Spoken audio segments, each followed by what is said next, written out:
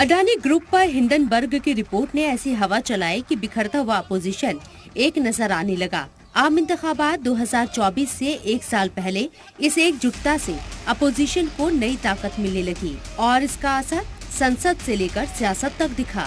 तमाम अपोजिशन जमातों ने इस मुद्दे पर सरकार को घेरा। कांग्रेस सरकार और पीएम से अडानी को लेकर सीधे सवाल पूछने लगी। सिर्फ एक सवाल पूछा, नरेंद्र मोदी जी, आपका अडानी जी से रिश्ता क्या है? मैंने और कुछ नहीं कहा। मैंने सिर्फ सवाल पूछा, भैया बता दो रिश्ता क्या है। और मैंने ऐसे फोटो दिखाई,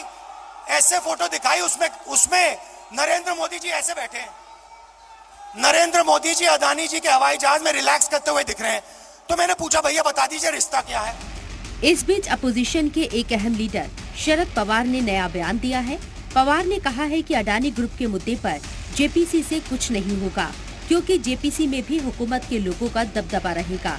इस मामले की जांच सुप्रीम कोर्ट की कमेटी से होनी चाहिए। जेपीसी की दीवार हमारे सब अपोजिशन के साथियों ने की, ये बात सच है। हमारे पार्टी के भी प्रतिनिधि उस मीटिंग के थे। मेरा कहना ये है कि इससे दूसरा एक अल्टरनेटिव सुप्रीम कोर्ट ने दिया है, वो खुद कमेटी अपॉइंट करना चाहते हैं कि उन्होंने, तो शायद इसकी क्रेडिबिलिटी वो ज़्यादा रहेगी। शरद पवार यही नहीं रुके, उन्होंने ये कहा कि इसके अलावा बेरोजगारी और महंगाई जैसे मुद्दे पर भी सड़क पर उतरने की जरूरत है।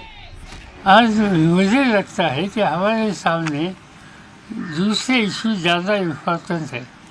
एक अनएम्प्लॉयमेंट, दूसरा प्राइस राइज और तीसरा फार्मर्स किसानों की समस्या। ये तीन मेजर इशू आज देश के सभी लोगों के सामने है। इस बारे में अपोजिशन के नाते से हमें ध्यान देना पड़ेगा, हम देंगे। शरद पवार के नए बयान पर उद्धव ठाकरे गुट वाली शिवसेना का बयान आया है। उन्होंने कहा है कि सबको अपनी बात रखने का हक है। शरद पवार सियासत के महारथी कहे जाते हैं, ऐसे में उनके बदले बयान का अलग अलग मतलब निकाला जाने लगा है। कोई इसे अपोजिशन इत्तेहाद के लिए खतरे की घंटी, तो कई लोग इसे मोदी हुकूमत के लिए नई मुसीबत बता रही हैं।